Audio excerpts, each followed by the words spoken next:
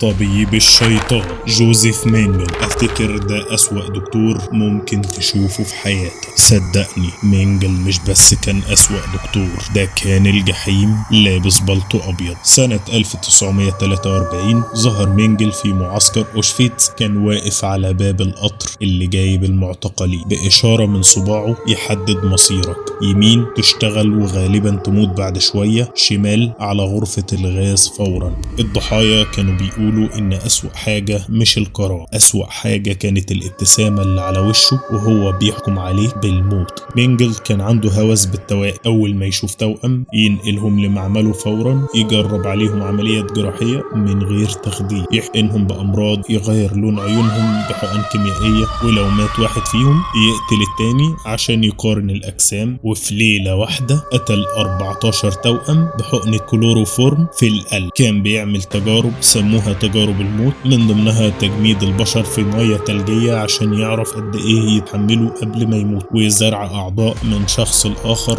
كأنهم قطع غيار، وتشريح الاطفال بعد قتلهم عشان يدرس اعضاء. كل ده كان بيحصل وهو بيكتب ملاحظاته وكأنه بيعمل تجربة علمية بريئة. بعد ما انهزمت المانيا هرب بجواز سفر مزور لامريكا الجنوبية، عاش سنين وسط النازيين الهاربين والموساد فشل يمسك. سنة 1979 مات غريق في البرازيل، لكن حتى موته ما غسلش الدم من ايده. جوزيف مينجل ما كانش دكتور، لا ده كان مصنع للموت بيمشي على رجلين، ولسه اسمه لحد النهاردة بيخلي العالم يرجف. لو عجبك الفيديو ده اعمل لايك، وتابعني لو على تيك توك، واشترك في القناة لو على يوتيوب، وخليك فاكر دايما الرعب الحقيقي لسه ما بدأش.